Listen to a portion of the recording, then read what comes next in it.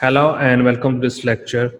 Today we are going to discuss Parkinson disease, and I'm presenting a case of a 70-year-old male farmer was referred to a movement disorder outpatient clinic due to 1 year non-disabling intermittent resting tremor of the left hand that later progressed to contralateral hand. On neurological examination, the patient had normal cognition. Marson sign was present. The oculomotor examination was normal, and intermittent mild resting tremor was observed in the left hand, as well as mild sign of asymmetrical cogwheel rigidity, which is known as jerking feeling of your arm, and bradykinesia occur from left to right. Gait and balance were normal, as well as postural reflexes.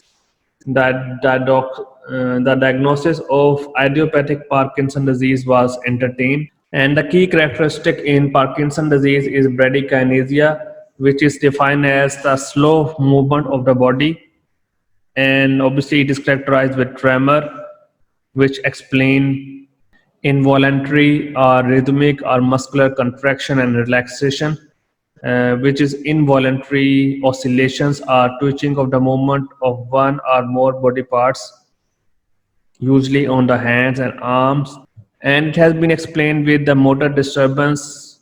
Why occur? Because of the damage in the dopaminergic neurons, and sometimes it could be caused because of the drugs that can cause Parkinson disease.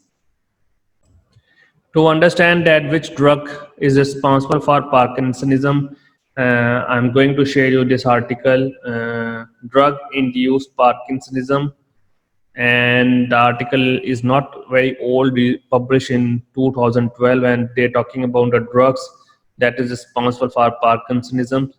And if you read this paper, I'm not going to read the detail, but they mention about the use of the antipsychotics, antiemetic drugs, calcium channel blockers. They are all responsible for actually for reducing the dopamine level, and they can cause Parkinsonism.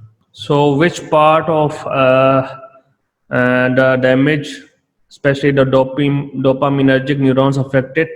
So the picture is showing you the effect on the substantia nigra that move towards the dorsal striatum, and I already highlighted in the boxes.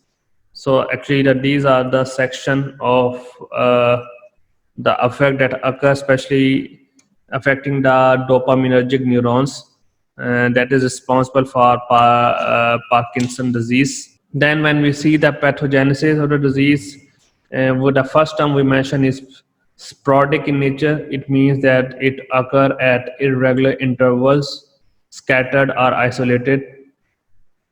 Then the another thing is that it is autosomal dominant and recessive form of the disease.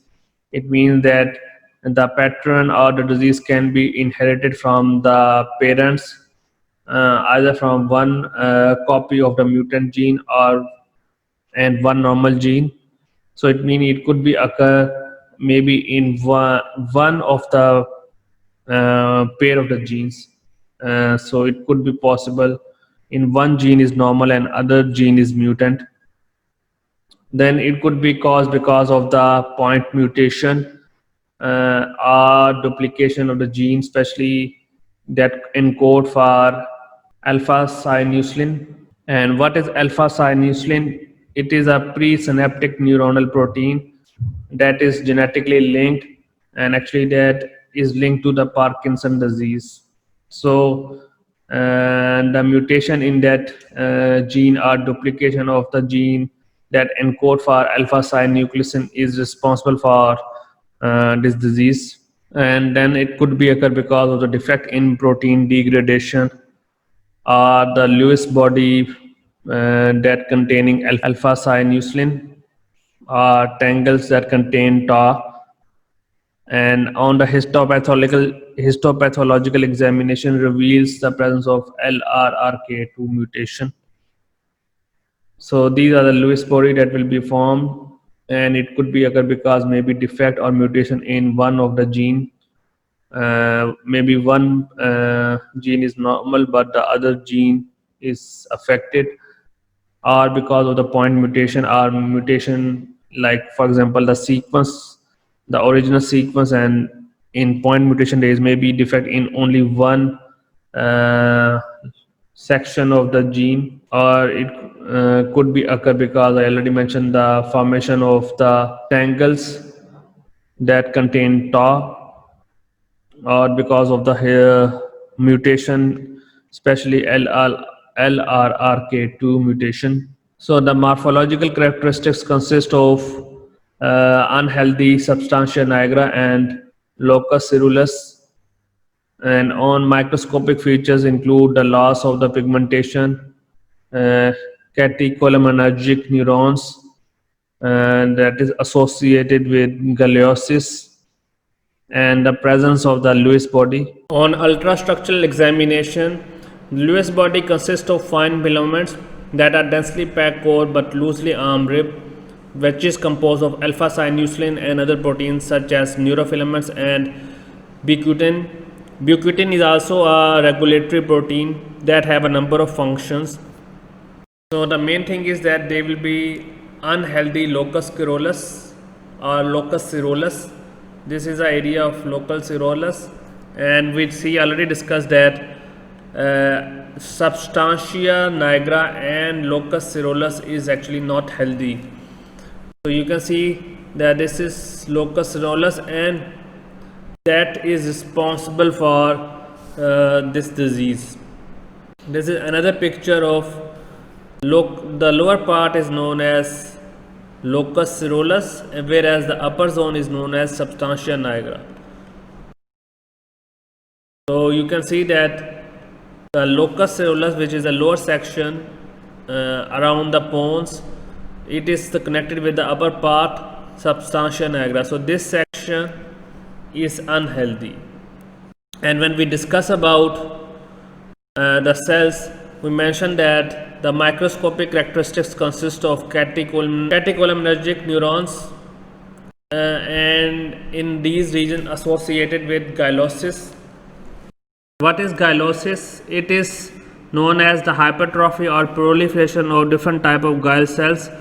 And if you take a look of this slide, there are different kind of glial cells like astrocytes, microglial cells, ependymal cells, Schwann cell, and oligodendrocytes.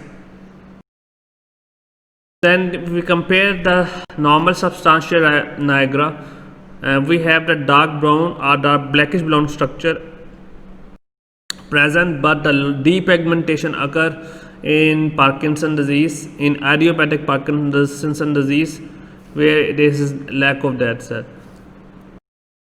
Then the Lewis body in the neurons is found in dark this structure, and this dark pink structure is showing you the presence of Lewis body. The clinical features consist of the movement disorder that progress from between 10 to 15 years. How can we explain intercurrent infection? We can be explained in terms of the person that already having a disease, and during that disease patient suffer from another disease, especially infection. For example, a patient with AIDS may develop intercurrent bout of pneumonia.